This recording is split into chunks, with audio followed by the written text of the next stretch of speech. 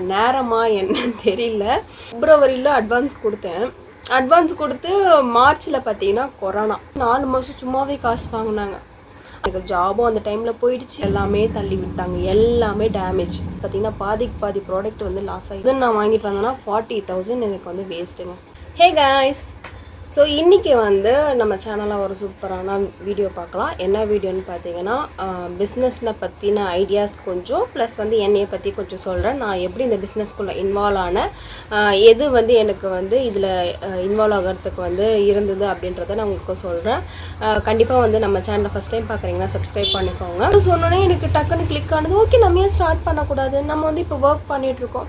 Okay, ஒர்க்கும் பண்ணுவோம். எனக்கு 6:30 ஷிஃப்ட்டுங்க.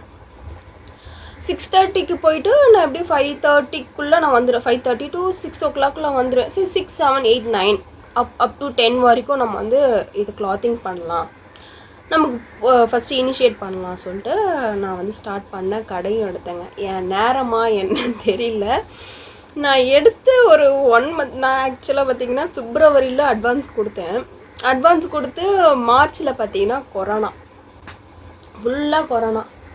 கிட்டத்தட்ட ஒரு 4-5 month வரைக்கும் வெறும்னே ரெண்ட்டு கொடுத்தேன். அந்த ரெண்ட்டு கொடுக்காம அந்த கடையோட அட்வான்ஸை வாங்கிடலான்றது கூட எனக்கு தெரியல. எனக்கு அவ்வளோ நாலேஜ் கிடையாது, சொல்லித்தரவும் யாரும் கிடையாது. அந்த கொரோனா டைமில் வந்து பார்த்திங்கன்னா 4 month வந்து அந்த நான் ரெண்ட்டு போனேன் பார்த்திங்களா, கடை ரெண்ட்டு. அந்த பாட்டியுமே எனக்கு வந்து சொல்லலை, சரிப்பா நீ அப்புறமா கூட தா, நீ வந்து எனக்கு கடை மூடியே தாங்க இருந்தது. கிட்டத்தட்ட நான் வந்து அது 1 year 1.5 years அந்த கடை பார்த்துருக்கேன். அந்த கடை மூடியே தான் இருந்தது. ஆனால் அந்த பாட்டி வந்து பார்த்திங்கன்னா என்கிட்ட வந்து 4 மாதம் சும்மாவே காசு வாங்கினாங்க. ஆனால் அந்த காசு கொடுக்கூடாதுன்றது கூட எனக்கு சொல்கிறதுக்கு யாரும் கிடையாது. எனக்குமே தெரியல. ஓகே, ஏன்னா நமக்கு வந்து அப்போல்லாம் பயம். புதுசாக நம்ம வெளியே அப்போ தான் போகிறோம். ஸ்கூலு, அதுக்கப்புறம் வீடு, அதுக்கப்புறம் ஆஃபீஸு, மறுபடியும் வீடு, காலேஜ், வீடு, இப்படி இருந்த ஒரு பர்சன் தாங்க நான்.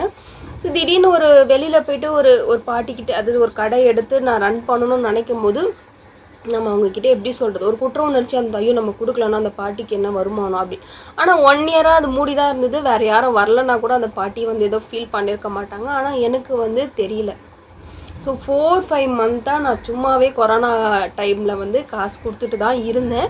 அந்த பாட்டியும் வாங்கிட்டு தான் இருந்தாங்க. அதுக்கப்புறம் வந்து கொஞ்சம் தளர்வு பண்ணாங்க அந்த டைமில். 2019 இது கரெக்டாக. நான் அப்போ தான் ஒர்க் பண்ணிட்டு இருந்தேன். ஜாபுமே பார்த்திங்கன்னா அந்த கொரோனா டைம்ன்றனால எல்லாேருக்கும் ஒர்க் ஃப்ரம் ஹோம் கொடுத்துட்டாங்க. எனக்கு ஜாபும் அந்த டைமில் போயிடுச்சு. ஸோ ஜாப் போனதுக்கப்புறம் என்னாச்சுன்னு பார்த்தீங்கன்னா எனக்கு இன்கம் சோர்ஸ் எதுவுமே கிடையாது. என்கிட்ட இருந்த ஒரே சோர்ஸ் என்னென்னு பார்த்தீங்கன்னா என்னுடைய பிஎஃப்.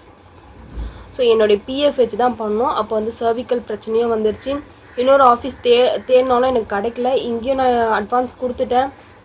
4 மாதம் வாடகை, 5 மாதம் வாடகை போயிட்டுருக்கு. எங்கள் ஆஃபீஸ்லேயும் கால் பண்ணலை. ஸோ இப்படியே போயிட்டு இருந்தது. ரொம்ப க்ரைசிஸுங்க, உண்மையாகவே சொல்கிறாங்க. கொரோனா வந்து எல்லாருடைய லைஃப்லையுமே ரொம்ப புரட்டி போட்டுச்சு. என் லைஃப்பில் ரொம்ப புரட்டி போட்டுச்சுங்க. அதுக்கப்புறம் ஒரு 5 month கழிச்சு ஓகே கொஞ்சம் தளர்வு படுத்துனதுக்கப்புறமா நம்ம வந்து போயிட்டு பர்ச்சேஸ் பண்ணலாம். நம்ம ஒரு இன்வெஸ்ட்மெண்ட், ஃபஸ்ட்டு என்னோடய இன்வெஸ்ட்மெண்ட் பார்த்திங்கன்னா 80,000 நான் இன்வெஸ்ட் பண்ணேன். என்னுடைய சேவிங்ஸில் வச்சுருந்ததுங்க. நான் வந்து வரதெல்லாமே வீட்டுக்கு தான் கொடுப்பேன் பார்த்திங்களா. பிஎஃப் அமௌண்ட் எடுத்து ஒரு 80,000 இன்வெஸ்ட் பண்ணேன். அந்த டைமில் என்னாச்சு பார்த்திங்கன்னா கொரோனா டைம்னால எல்லா கடையுமே வந்து லாக்டவுன். ஸோ நான் தேடி போன கடை, எனக்கான கடை எனக்கு கிடைக்கல. நான் போன கடை என்னென்னு பார்த்தீங்கன்னா ஃபுல்லாகவே வந்து புதுசாக வந்திருக்காங்கன்றனால ஓல்டு ஸ்டாக்கு அண்ட் வந்து ரேட் அதிகமாக இருக்கிற ப்ராடக்ட் எல்லாமே தள்ளி விட்டாங்க, எல்லாமே டேமேஜ். ஸோ கொண்டு போனால் அது எங்கள் ப்ராடக்டே இல்லைன்னு சொல்லி என்னை ஏமாத்துனாங்க. கிட்டத்தட்ட எனக்கு 80,000 வந்து எனக்கு அதுலேயே வந்து பார்த்திங்கன்னா பாதி ப்ராடக்ட் வந்து லாஸ் ஆகிடுச்சு. ஸோ 80,000 நான் வாங்கிட்டு வந்தேன்னா 40,000 எனக்கு வந்து வேஸ்ட்டுங்க. ஏன்னா நமக்கு உடனே வந்து நமக்கு வந்து சேல் ஆகாது. கிளாத்திங் பொறுத்த வரைக்கும், கிளாத்திங்கில் பொதுவாக எல்லா ப்ராடக்ட்டை பொறுத்த வரைக்கும் நம்ம வந்து ஒரு இம்ப்ரூவ் ஆகிற வரைக்கும் எந்த ப்ராடக்ட்டுமே அவ்வளோ சீக்கிரம் சேல் ஆகுது. அதே மாதிரி தான் எனக்கும் ஆச்சு. 80,000க்கு தான் இனிஷியல் பேமெண்ட் போட்டேன். அந்த ரெண்ட்டு அதெல்லாம் தாண்டி இன்வெஸ்ட்மெண்ட் மட்டும் ஒரு 1 lakh நியர் பிளான் பண்ணேங்க. அது போக வந்து கிளாஸஸ்ஸு, அது இந்த வெளியே போகிற ஸ்லைடிங் டோரு, லைட்டிங்கு நான் வச்சு இது இப்போ வந்து பார்த்திங்கன்னா என்னோடய ஷாப்பில் வந்து இந்த மாதிரி இரும்பு ரேக் வச்சுருக்கேன். அப்போது வந்து பார்த்திங்க ஆக்சுவலாக இது தாங்க பெஸ்ட்டு. யாருன்னா வந்து புதுசாக கடை ஆரம்பிக்கிறாங்கன்னா இந்த மாதிரி இரும்பு ரேக் வாங்கி வச்சுக்கோங்க. இனிஷியலாக ஸ்டார்ட் பண்ணுறீங்கன்னா சொல்கிறேன், உங்கள்கிட்ட இன்வெஸ்ட் பண்ணுறதுக்கு இருக்குது, கரெக்டான இடம் பார்த்துருக்கீங்க, எல்லாமே உங்களுக்கு கரெக்டாக கிளிக் ஆச்சுன்னா மட்டும் நீங்கள் வந்து அதை கண்ணாடி இது போடுங்க. இல்லைனா நீங்கள் இந்த மாதிரி இரும்பு ரேக்கே வாங்கி வைங்க. இது வந்து உங்களுக்கு ரீயூஸ் இருக்குது, செகண்ட்ஸில் உங்களுக்கு அமௌண்ட்டு வரும் கையில். ஸோ தயவு செஞ்சு இந்த மாதிரி பண்ணாதீங்க. நான் வந்து அதை பண்ணிட்டேன். ஏன்னா கடை நல்லா இருக்கணுன்றதுக்காக பண்ணேன். கடையுமே பார்த்தீங்கன்னா கொஞ்சம் டவுன் டேப் இதுவாக தான் இருக்கும். கடைக்கு போயிட்டேங்க. வாடகைலாம் ஓகே தான். ஏதோ வந்து ஃபஸ்ட்டு என்னுடைய வாடகை பார்த்தீங்கன்னா 3500 சொல்கிறதுக்கு ஒன்றும் இல்லைங்க. ஸோ 3500 40,000 அட்வான்ஸில் போனேங்க. ஸோ போயிட்டு எனக்கு ஒரு 6 மந்த் வரைக்கும் விழுந்து எழுந்து ஒன்றுமே தெரியாது எனக்கு. நமக்கு தெரிஞ்சல எனக்கு இப்போ நான் போட்டிருக்கணும், இந்த ட்ரெஸ் எனக்கு பிடிச்சிருக்கு, நான் போட்டிருக்கேன். இப்படி இருந்த பொண்ணு தாங்க. ஆனால் ட்ரெஸ்ஸிங்ஸ் எனக்கு பிடிக்கும். ஸோ போனால் குழந்தைங்க ட்ரெஸ் கேட்குறாங்க, பெரியவங்க ட்ரெஸ் கேட்குறாங்க, மென்ஸ் ட்ரெஸ் கேட்குறாங்க. அந்த மாதிரி 1 by 1 வந்து லிஸ்ட்டு வந்துகிட்டே இருக்குது. கஸ்டமரோடைய எக்ஸ்பெக்டேஷன் வந்து அதிகமாகிட்டே இருக்குது. ஓகேங்களா? இப்போ நம்ம வந்து ஒரு பிளைண்டாக போயிருப்போம். ஏன்னா எனக்கு வந்து சுத்தமாக வந்து எங்கள் வீட்டு சர்க்கிளில் யாருமே வந்து பிஸ்னஸ் பர்சன்ஸ் கிடையாது. எனக்குமே பிஸ்னஸ் ஸ்கில் கிடையாது. நான் அவ்வளோ டிவி வீடியோலாம் அவ்வளோ பார்க்குற பர்சனாக கிடையாதுங்க. ஏதோ இறங்குவோமே, ஓகே நமக்கு வீட்டில் கிளிக் ஆச்சு, நம்ம இங்கே இறங்கி பார்ப்போமே. அந்த பொண்ணு சொல்லிட்டா இங்கே ஒரு கடை இருக்குது பாருங்கக்கா அப்படின்னு சொல்லிட்டேன். சரி துணிஞ்சு இறங்குவோமே. துணிச்சல் வந்து பிஸ்னஸில் ரொம்ப முக்கியங்க. துணிச்சல் உங்ககிட்ட இருந்துச்சுன்னா நீங்கள் எதை வேணால் சாதிக்கலாங்க. ஆனால் உங்கள் மனசுக்கு சரின்னு படணும். இப்போ நான் துணிஞ்சு இறங்கணும்னா எனக்கு அதில் வந்து பார்த்திங்கன்னா 100% நான் அந்த கடையில் இறங்கியிருக்கேன். புரியுதுங்களா? இப்போ நான் வந்து எனக்கு வந்து ஒரு 80% 70% ஓகே நம்ம இது இறங்கினா தப்பாகிடுமோ, இப்படி ஆகிடுமோ, அப்படி ஆகிடுமோ, இந்த யோசனை இருந்துச்சுன்னா கொஞ்சம் வெயிட் பண்ணுங்கள். கொஞ்ச நாள் வெயிட் பண்ணுங்கள். உங்களுக்கு வந்து உங்கள் மனசே வந்து ஓகே இது 100% கரெக்டு, நம்மளால் முடியும், நான் ஏன் ஒருத்தியால் இது முடியும் அப்படின்னு உங்களுக்கு தோணுச்சுன்னா மட்டும் அந்த பிஸ்னஸ் எந்த பிஸ்னஸாக இருந்தாலும் அதுக்குள்ளே இறங்குங்க. துணிவு வந்து வேணுங்க. ஏன்னா நீங்கள் இறங்கிட்டு நம்ம அப்பயே நினச்சோம் பார்த்தியா போக மாட்டேது, நம்ம அப்பயே விட்டுருக்கலாம், நிறைய பேர் சொன்னாங்க அப்படின்ற யோசனை இருந்துச்சுன்னா கண்டிப்பாக உங்கள் பிஸ்னஸாக அது இருக்காது. நீங்கள் இன்னொருத்தவங்க கையில் கொடுத்துட்டா மாதிரி ஆகிடும். ஒரு டவுட்ஃபுல்லாக நீங்கள் இறங்காதீங்க. நான் இறங்கிட்டேன், இப்போ என்ன பண்ணணும் அது மட்டும் தான் உங்களுக்கு ஓடணும். இறங்கினதுக்கப்புறம் நீங்கள் யோசிக்கக்கூடாது. இறங்கிறதுக்கு முன்னாடி எவ்வளோ வேணால் யோசனை பண்ணுங்கள். இறங்கினதுக்கப்புறமா ஸ்ட்ராங்காக உங்களை நம்பி அதை ப்ரொசீட் பண்ணுங்கள். வராது தாங்க, இல்லைன்னு நான் சொல்லலை. ஷாப் வச்சுருக்க நிறைய பேர்ட்ட கேளுங்க. ஒரு நாள் வராது, ஒரு நாள் வரும், நம்ம வரும், ஒரு நாள் வரும் அப்படின்னு நம்ம பிலீவோடு நம்ம போனால் மட்டும், நம்பிக்கையோடு நம்ம போனால் மட்டும் தான் வரும். ஸோ அதுக்கப்புறம் என்னாச்சுன்னு பார்த்தீங்கன்னா 5 மந்த்து கழிச்சு தான் கொஞ்சம் தளர்வு பண்ணாங்க. அதில் 2 மந்த்து வந்து பார்த்திங்கன்னா இந்த கண்ணாடி போடுறது, டோர் போடுறது, ஸ்லைடிங் டோர் போடுறது, அப்புறம் ரேக் அடிக்கிறது, செட்டப் பண்ணுறதுக்கே போயிடுச்சு. மேக்ஸிமம் பார்த்திங்கன்னா அதுக்கு நான் எந்த செலவும் பண்ணல. நான் என் ஃப்ரெண்டு 2 பேருமே சேர்ந்துமே வந்து மேக்ஸிமம் ஒர்க்கை வந்து முடிச்சிட்டோம். இந்த ஸ்லைடிங் டோருக்கு மட்டும்தான் ஒரு 20,000 நான் செலவு பண்ணேங்க. ஸோ அது முடிஞ்சதுக்கப்புறம் ப்ராடக்ட் வாங்கி வச்சுன்னு கஸ்டமர்ஸோட எக்ஸ்பெக்டேஷன் அவ்வளோ அதிகமாக இருக்குது. உண்மையாகவே சொல்கிறேங்க. நமக்கு வந்து பிஸ்னஸில் வந்து நம்ம வந்து ஒரு மைண்ட் செட் வச்சு நம்ம இறங்கியிருப்போம். ஆனால் கஸ்டமரோட பாயிண்ட் ஆஃப் வியூவில் பார்த்திங்கன்னா நிறைய இருக்குது. ஈவன் நம்மளே வந்து இன்னொரு கடைக்கு போனால் கண்டிப்பாக இப்போ எனக்கு சஜஷன் சொல்ல வருது. ஏன்னா இதே மாதிரி தான் என் கடையிலையும் சொல்கிறாங்க, என்கிட்டயும் சொல்கிறாங்க, நீங்கள் இதை போட்டால் போமே, அதை போட்டால் போமே, அதெல்லாம் வந்து இவங்களுக்கு வேறு வேலை இல்லை, இவங்க சொல்லுவாங்க அப்படின்ற மைண்ட் செட் நம்ம வைக்கக்கூடாது. அது நம்மளால் பண்ண முடியுமான்றதை நீங்கள் யோசனை பண்ணணும். அவங்க சொன்னதை பிளைண்டாகவும் வாங்கி போடக்கூடாது. இதை நான் வந்து ஃபஸ்ட்டு பண்ண தப்பு இது தான். கஸ்டமர் சொல்ல நானும் உள்ள ஓகே நம்ம இது பண்ணோம் அது பண்ணோம், ஓகே கஸ்டமர் கேட்குறாங்களே, கஸ்டமர் அதை கேட்குறாங்களே, இதை கேட்குறாங்களே சொல்லி வாங்கி போடுவோம். ஆனால் அந்த கஸ்டமர் வந்து நாளைக்கு மறுநாள் வரமாட்டாங்க.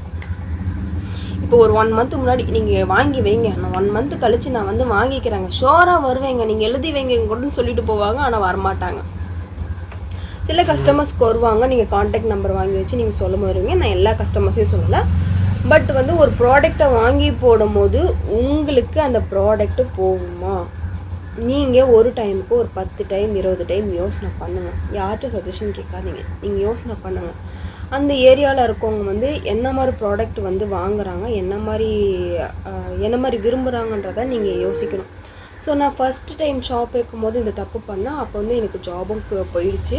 ஸோ அதுக்கப்புறம் வந்து ப்ராடக்ட் நிறைய வாங்கி போட்டேன். ஆனால் கடன் வாங்கலைங்க. நான் ஓப்பனாக சொல்கிறேன், கடன் வாங்கலை. பிஸ்னஸ்னால் வந்து கடன் வாங்குறது ரொட்டேஷன் தான் இருக்கணும்.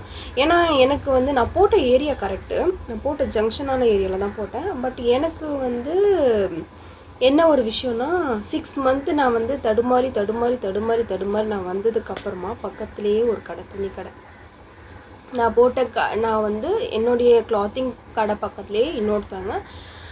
அது என்ன கதைனா, அது வந்து என்னுடைய ஓனரே பண்ண கதை தான் அது.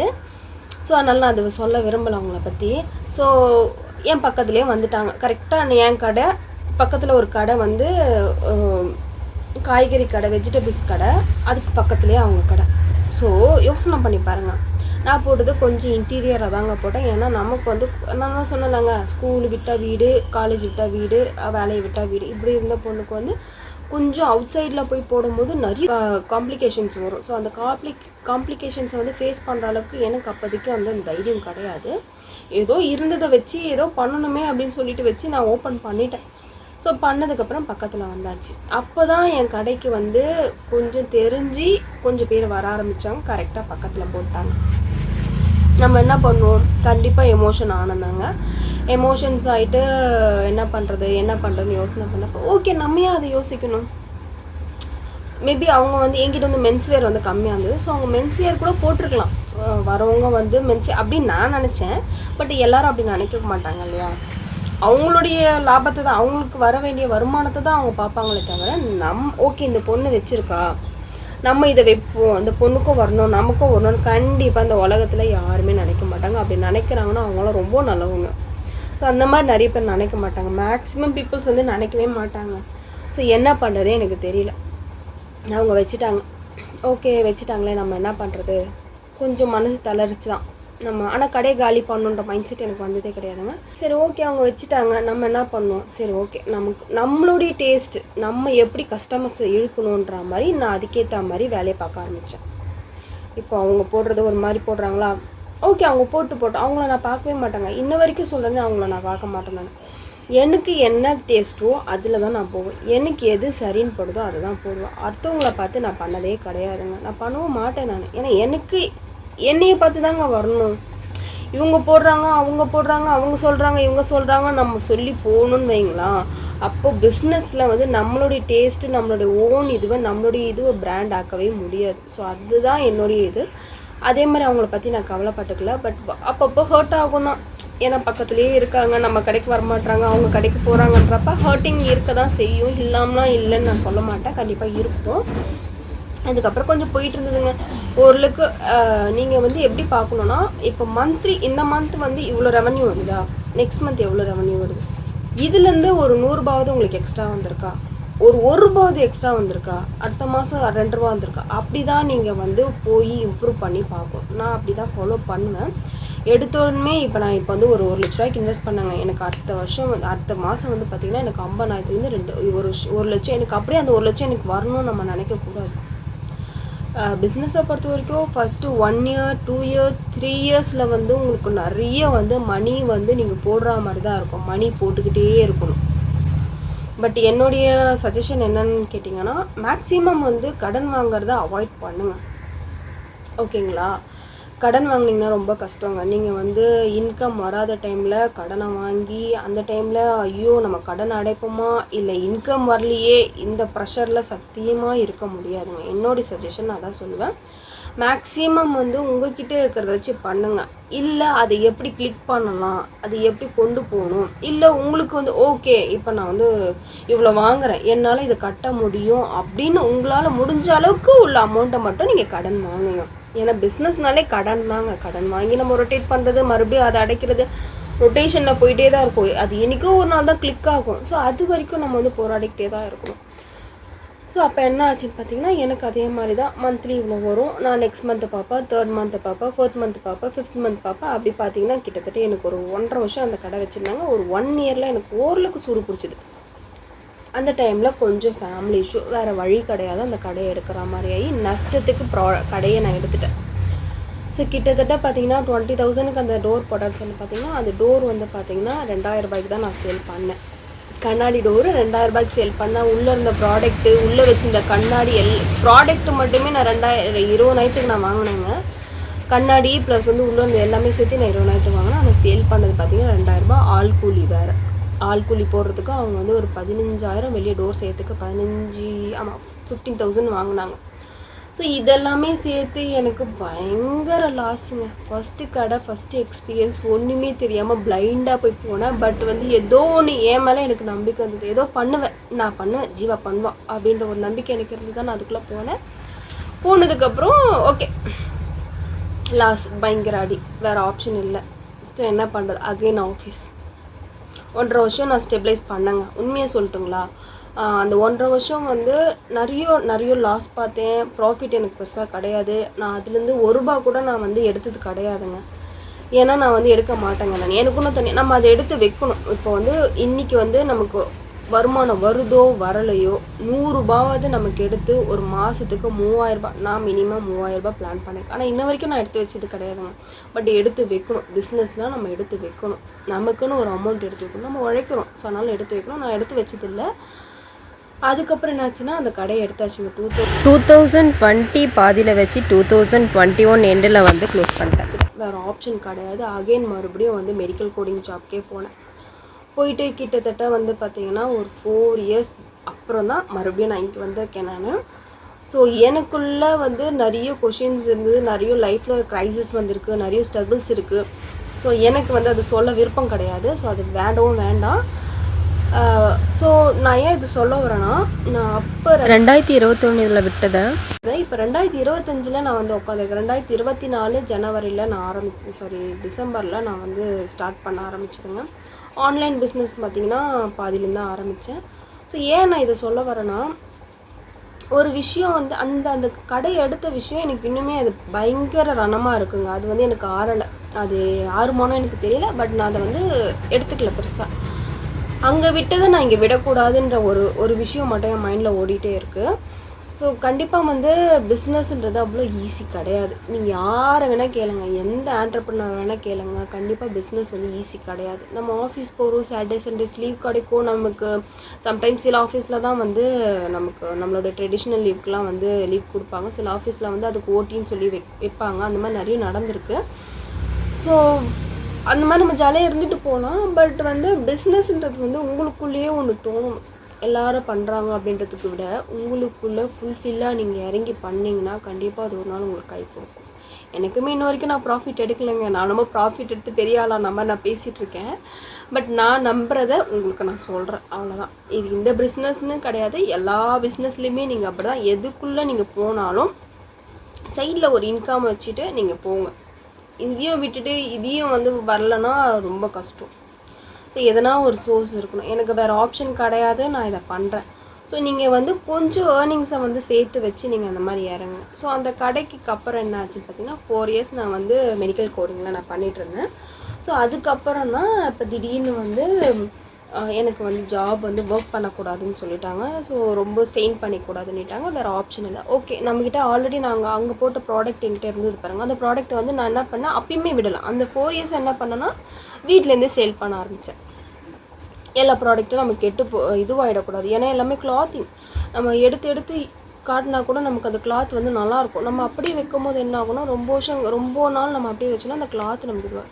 ஸோ நமக்கு வந்து நம்ம வாங்கின ப்ரைஸுக்காவது வரட்டுமே சொல்லிவிட்டு நான் வந்து அந்த மாதிரி வீட்டு பக்கத்தில் இருக்கவங்களுக்குலாம் வந்த வரைக்கும் லாபம்னு சொல்லி விற்று விட்டேன். அதாவது நான் போட்ட என்னுடைய இன்வெஸ்ட்மெண்ட் அமௌண்ட் எனக்கு வந்தால் போதும். ஸோ எனக்கு அந்த மணி அப்படியே இருந்தது. ஸோ அப்படி பண்ணி கொஞ்சம் ப்ராடக்ட் வந்தது. அதுக்கப்புறம் என்ன ஆச்சுன்னா மேக்ஸிமம் ப்ராடக்ட் நான் சேல் பண்ணிட்டேங்க.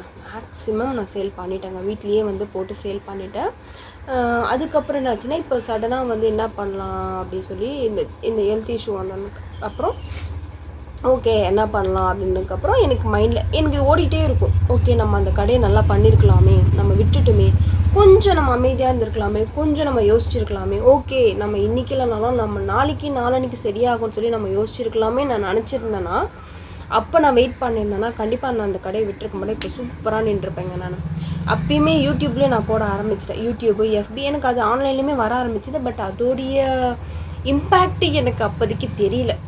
இப்போ நிறைய பேர் ஸ்டார்ட் பண்ணுறாங்க. பட் நான் வந்து 2019 வந்து இந்த ஆன்லைனில் யூடியூப்பில் போகிறத நான் ஸ்டார்ட் பண்ணிட்டேன். யூடியூப்பு, எஃபி அண்டு இன்ஸ்டாவில் இல்லை, எஃபி யூடியூப்பில் நான் போட ஆரம்பித்தேங்க. எனக்கு வந்து ரெண்டுத்துலேருந்துமே வந்து எனக்கு ஆன்லைன்லேயே வந்ததுங்க. என்னை நம்பியுமே வந்து வாங்கினாங்க. அப்போது அது ரொம்ப கம்மியாக தான் போட்டேன். அப்போலாம் வாங்க ஆரம்பித்தாங்க. எனக்கு அப்போ வந்து இதுவுமே நம்ம பண்ணணுன்ற ஒரு இதுவும் எனக்கு வந்து தோணலை. எனக்கு அது வந்து தெரியல, இது இவ்வளோ ரீச் கொடுக்குமான்றது தெரியல.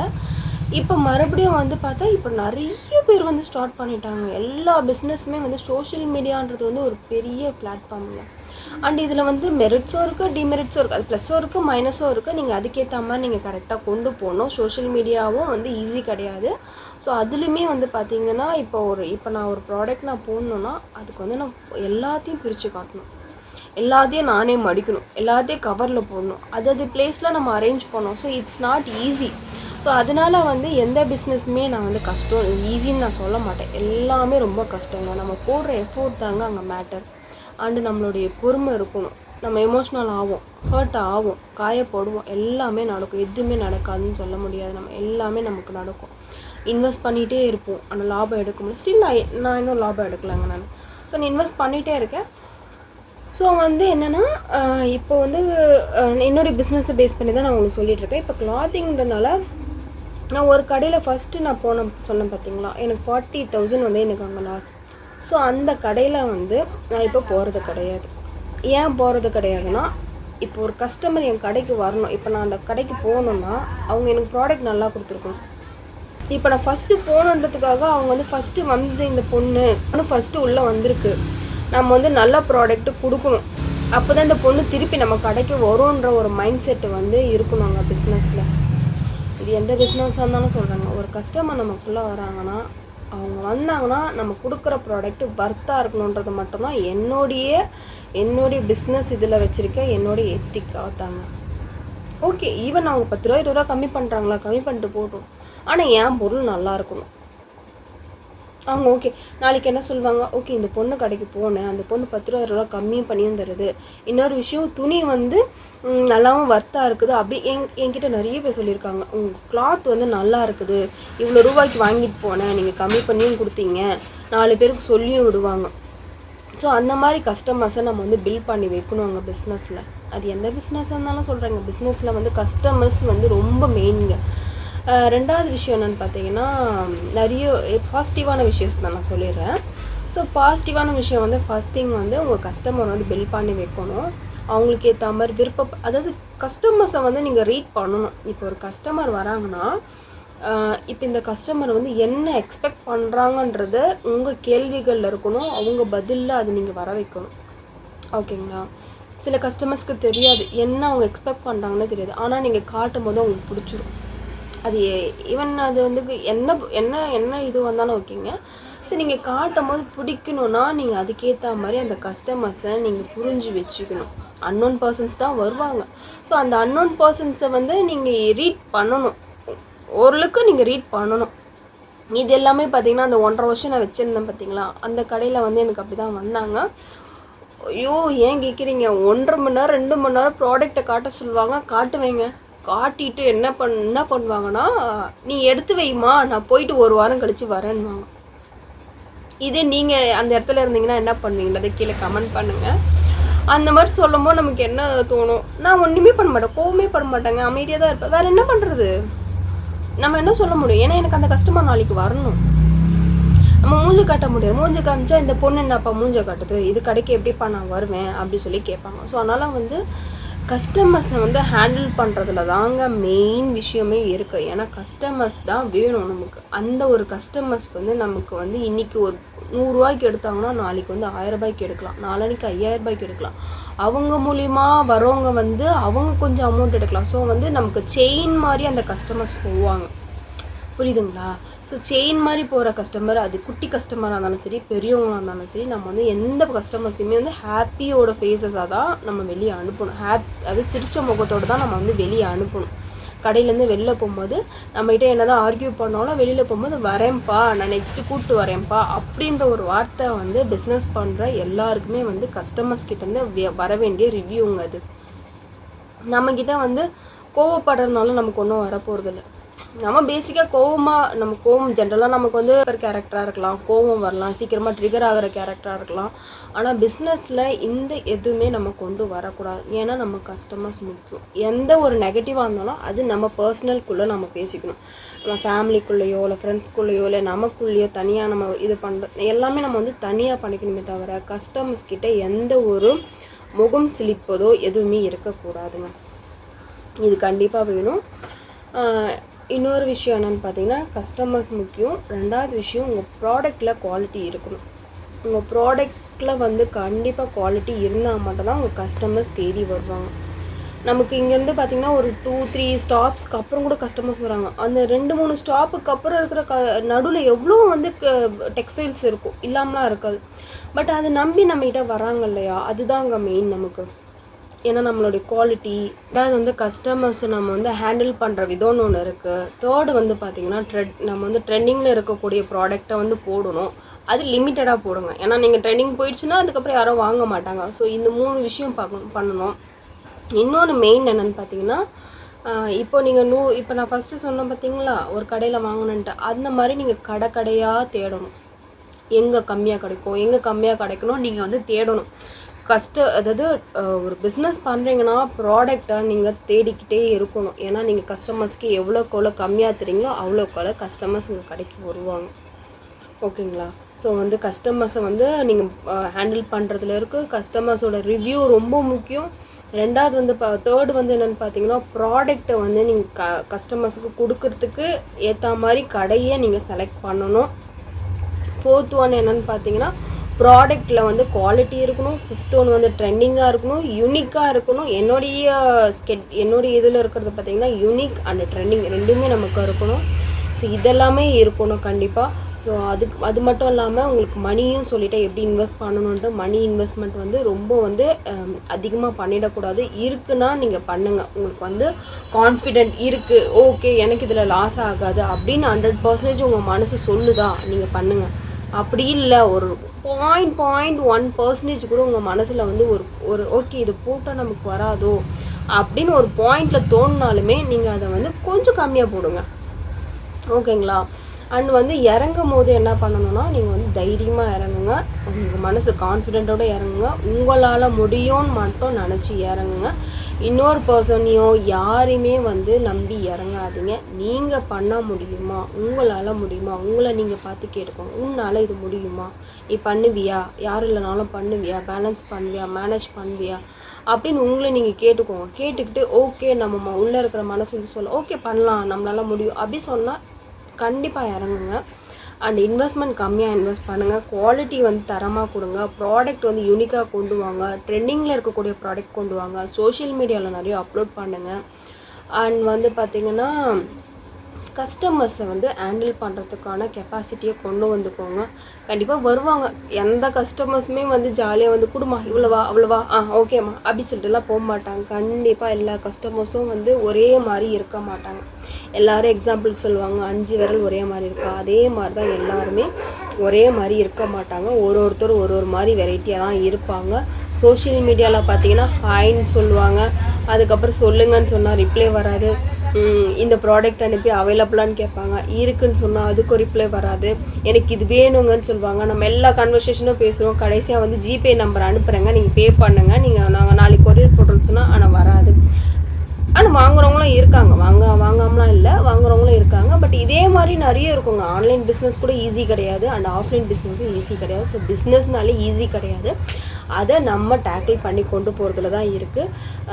அண்டு வந்து நான் வந்து இதில் சொன்னது வந்து உங்களுக்கு ஒரு 100 பேர் பார்க்குறீங்கன்னா அதில் ஒரு 5 பேருக்கு இல்லைன்னா ஒரு 2 பேருக்காவது யூஸ்ஃபுல்லாக இருக்கும்னு நினச்சி தான் நான் அந்த வீடியோ போட்டேன்.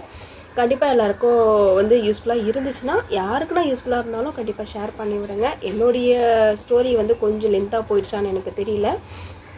பட் வந்து இப்படி தான் நான் பிஸ்னஸ்க்குள்ளே வந்தேங்க. இப்போ வந்து எனக்கு என்னென்னா, நான் வந்து கோடிங்கில் வந்து எனக்கு போகணுன்னு இப்போ எனக்கு இன்ட்ரெஸ்ட் இல்லை. எனக்கு அப்போத்துலேருந்தே பெருசாக இல்லை, ஃபினான்ஷியல் சப்போர்ட்டுக்காக போனேன். பட் உள்ளே போனீங்கன்னா இன்ட்ரெஸ்ட்டாக இருக்கும்.